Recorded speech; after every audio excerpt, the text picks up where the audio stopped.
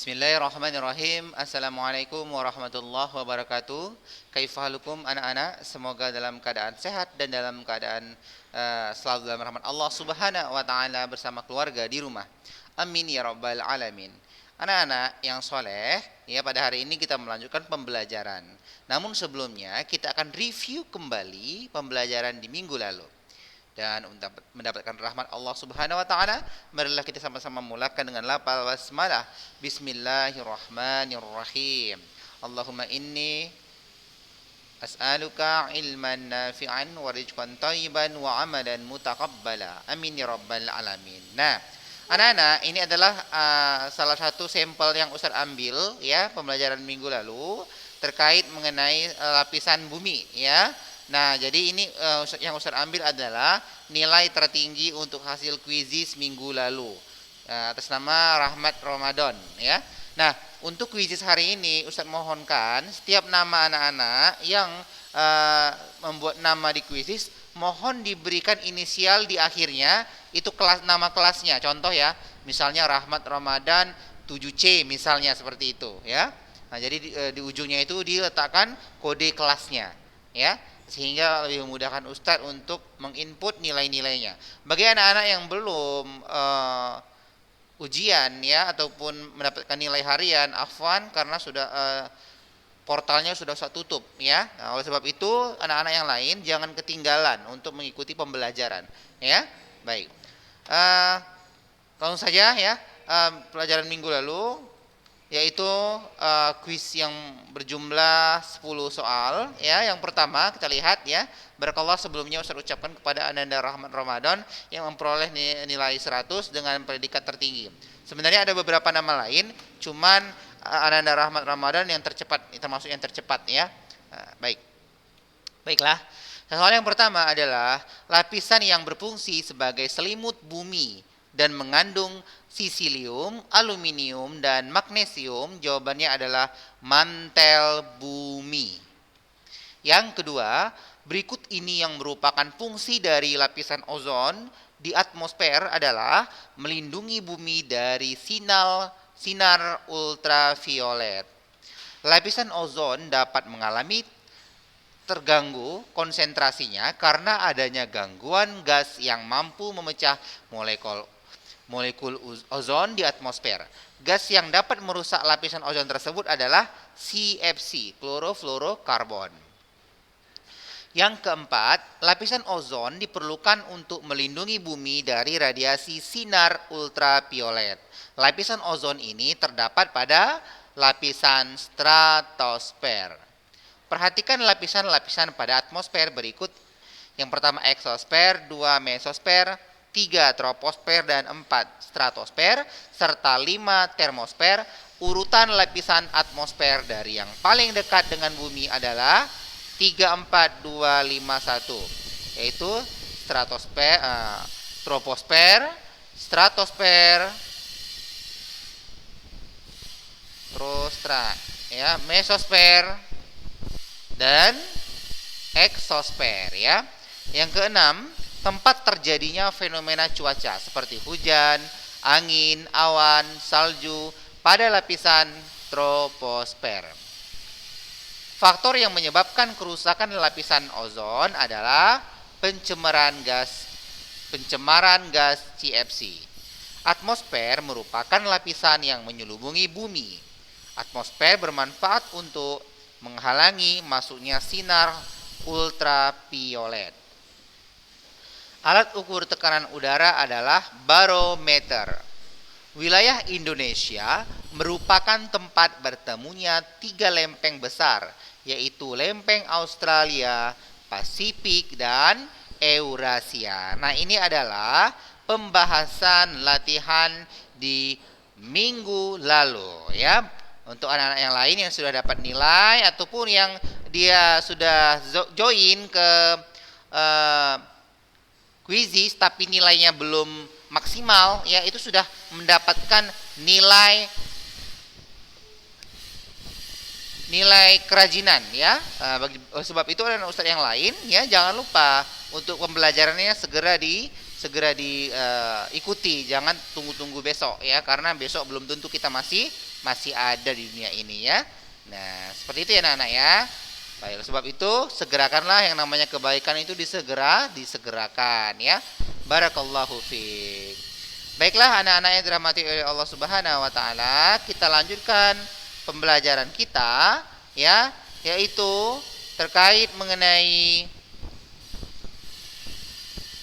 masih di bab yang sama ya, tentang lapisan bumi, namun masuk ke subbab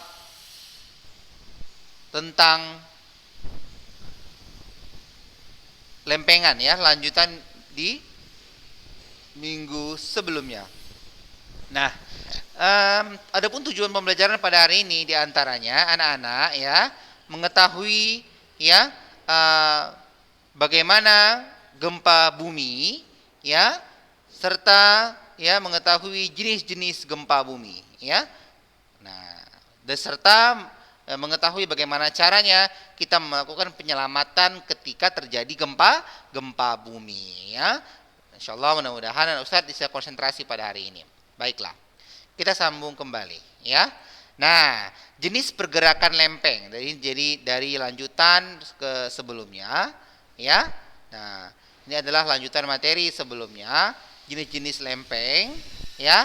Untuk teori tektonik lempeng sudah kita bahas. Sekali lagi, teori tentang proses bergesernya kerak bumi atau lempeng karena pengaruh ya arus konveksi. Nah, oleh sebab itu kita melanjutkannya pada hari ini, yaitu tentang yang pertama, jenis pergerakan lempeng. Nah, jenis pergerakan lempeng ada 3 macam. Di antaranya adalah divergen. Divergen ini artinya saling menjauhi. Konvergen saling mendekat. Sedangkan yang ketiga adalah geseran. Ya, ini adalah jenis pergerakan lempeng. Kita lanjutkan. Daerah lempeng yang pecah disebut fault atau patahan atau sesar. Ya. Nah, sekali lagi sesar atau patahan disebut dengan atau artinya adalah daerah lempeng yang pecah ya. Nah, disebut dengan patahan, seperti patah gitu ya.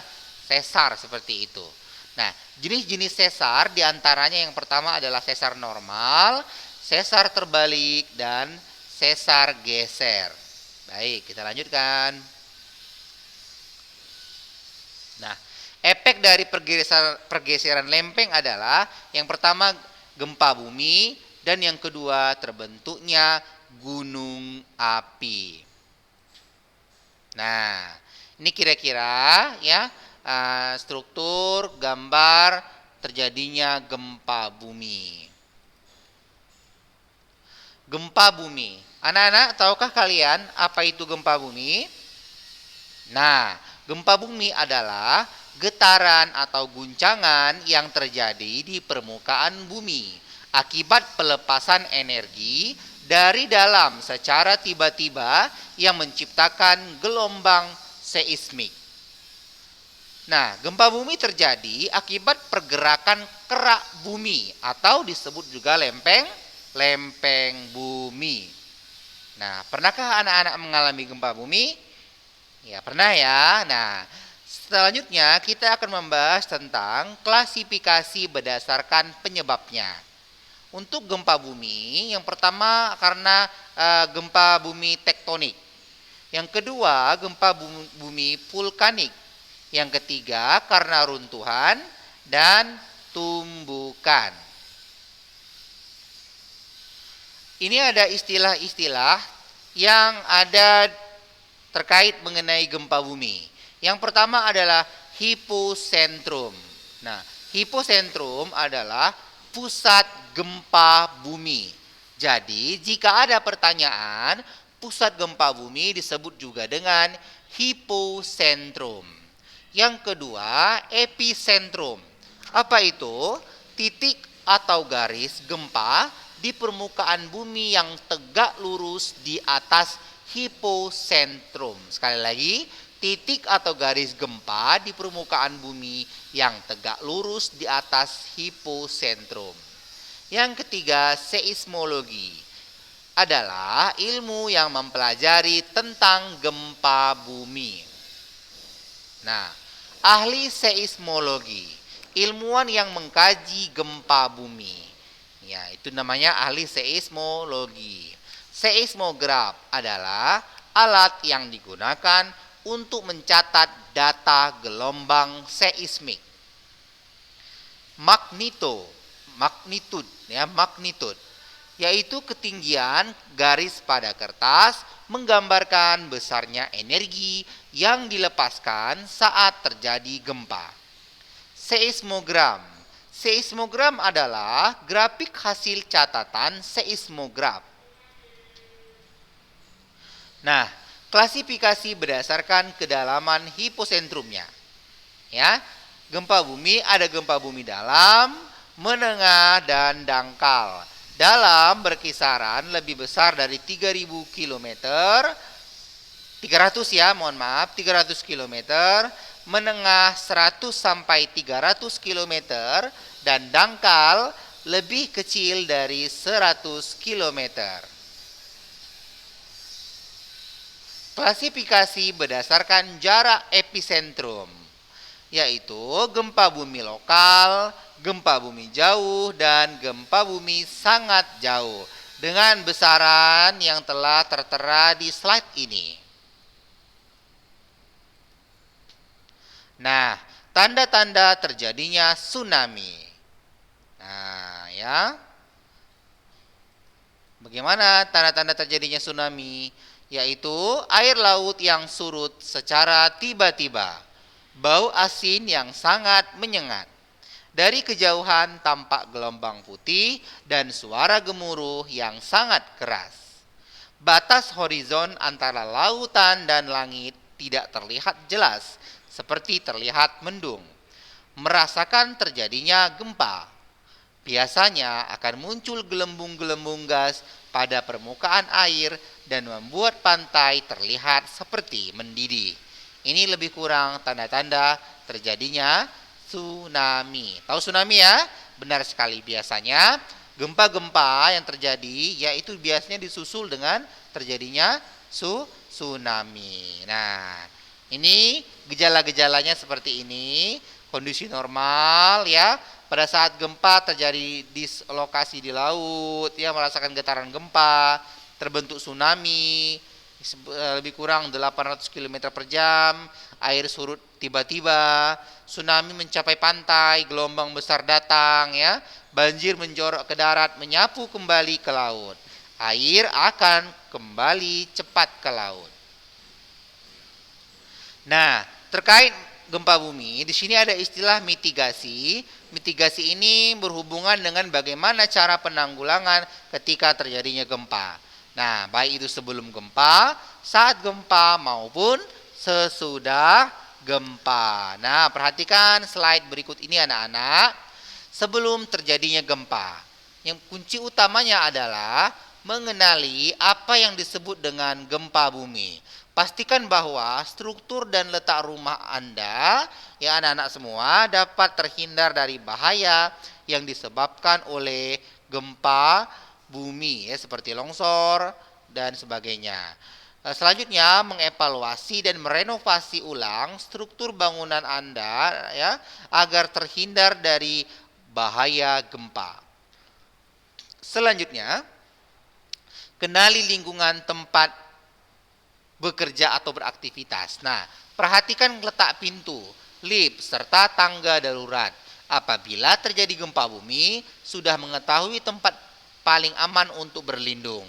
Belajar melakukan P3K, belajar menggunakan alat pemadam kebakaran. Catat nomor telepon penting yang dapat dihubungi pada saat terjadi gempa bumi. Selanjutnya, persiapan rutin pada tempat Anda bekerja atau beraktivitas, ya, atau tempat tinggal kita. Di antaranya perabotan, lemari, kabinet, dan lain-lain diatur menempel pada dinding, dipaku, diikat, dan lain-lain. Untuk menghindari jatuh, roboh, bergeser pada saat terjadinya gempa bumi. Simpan bahan yang mudah terbakar pada tempat yang tidak mudah pecah agar terhindar dari kebakaran. Penyebab celaka yang paling banyak pada saat gempa bumi adalah akibat kejatuhan material. Oleh sebab itu, atur benda yang berat sedapat mungkin berada pada bagian bawah. Cek kestabilan benda yang tergantung yang dapat jatuh pada saat gempa bumi, misalnya lampu dan lain-lain sebagainya. Nah, itu tadi ketika sebelum terjadinya gempa.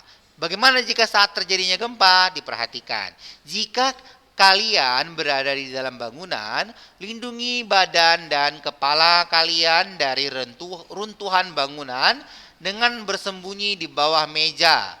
Cari tempat yang paling aman dari runtuhan dan goncangan. Selanjutnya, lari keluar apabila masih dapat dilakukan. Jika berada di luar bangunan atau area terbuka, menghindari dari bangunan yang ada di sekitar kalian seperti gedung, tiang listrik, pohon, dan lain-lain. Perhatikan tempat kalian berpijak. Hindari apabila terjadi retakan atau rekahan tanah, ya. Nah, jika kalian sedang mengendarai mobil, keluar dari mobil, turun dan menjauhi dari mobil, hindari jika terjadi pergeseran atau kebakaran, ya. Lakukan poin-poin yang B.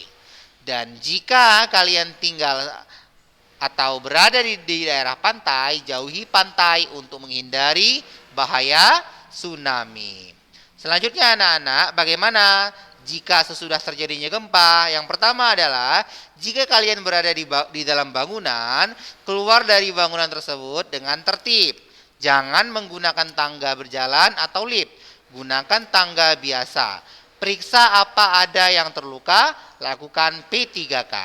Telepon atau mintalah pertolongan apabila terjadi luka parah pada Anda, ya, pada kalian dan sekitar kalian. Selanjutnya, memeriksa lingkungan sekitar kita. Periksa apabila terjadi kebakaran atau kebocoran gas atau korslet, hubungan arus pendek listrik. Nah, periksa aliran dari pipa air.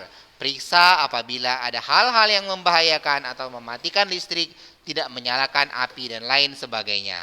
Selanjutnya, jangan memasuki bangunan yang sudah terkena gempa karena kemungkinan bisa runtuh. Selanjutnya, jangan berjalan di daerah sekitar gempa karena kemungkinan terjadi bahaya sesudah susulan, ya, akan terjadi kembali.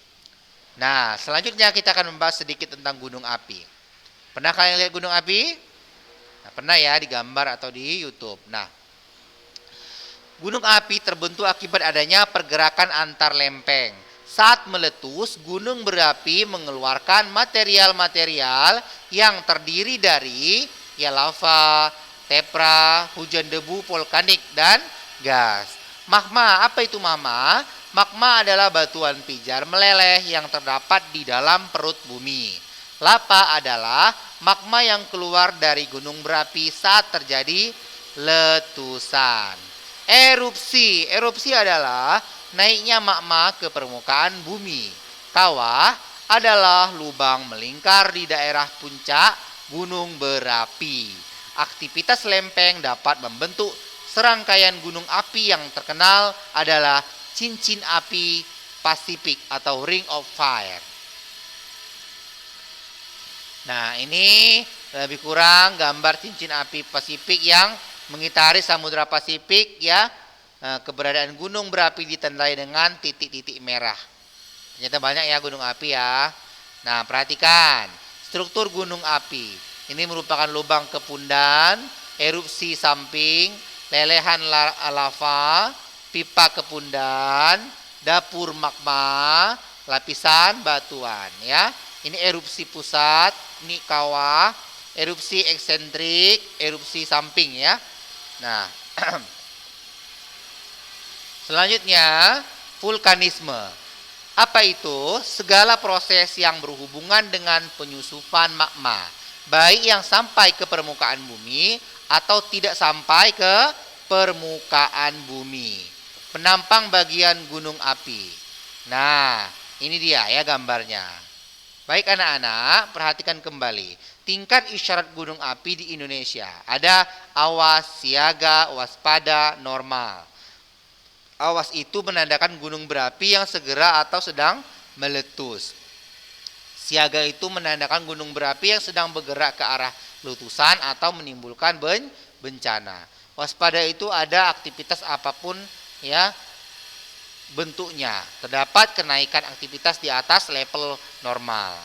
Normal itu tidak ada gejala aktivitas tekan nama level aktivitas dasar. Nanti bisa kalian baca kembali di PDF yang insya Allah Ustaz akan kirimkan. Nah, mitigasi bencana gunung berapi. Perkenalkan struktur bangunan tahan api, penerapan desain bangunan yang tahan terhadap tambahan beban akibat abu gunung api. Membuat barak pengungsian yang permanen terutama di sekitar gunung api yang sering meletus. Misalnya Gunung Merapi di daerah Yogyakarta dan Jateng, Jawa Tengah, Gunung Semeru di Jawa Timur dan Gunung Karangetang di Sulawesi Utara. Nah, itu dulu materi kita pada hari ini. Mudah-mudahan bermanfaat anak-anak semua. Jangan lupa setelah ini kita langsung mengerjakan kuisis. Insya Allah di pertemuan selanjutnya kita akan membahas tentang hidrosfer. Jadi materi yang dapat kita simpulkan pada hari ini adalah yang pertama ya, kita harus mewaspadai yang namanya gempa ya. Oleh sebab itu kita selalu berdoa, selalu beribadah kepada Allah. Semoga dalam kondisi apapun kita selalu dalam lindungan Allah Subhanahu wa taala. Terutama dari bahaya-bahaya bencana alam. Nah, dan dapat kita juga simpulkan ya, di antaranya kita sudah mengetahui hal-hal yang harus kita lakukan saat sebelum gempa terjadi, ketika gempa dan setelah gempa bumi terjadi. Karena bencana alam ini ya tidak bisa kita hindarkan kecuali kita hanya berdoa kepada Allah ya, selalu berusaha ya, bertawakal kepada Allah Subhanahu wa taala. Amin ya rabbal alamin. Jazakumullah khairan. Semoga bermanfaat. Assalamualaikum warahmatullahi wabarakatuh.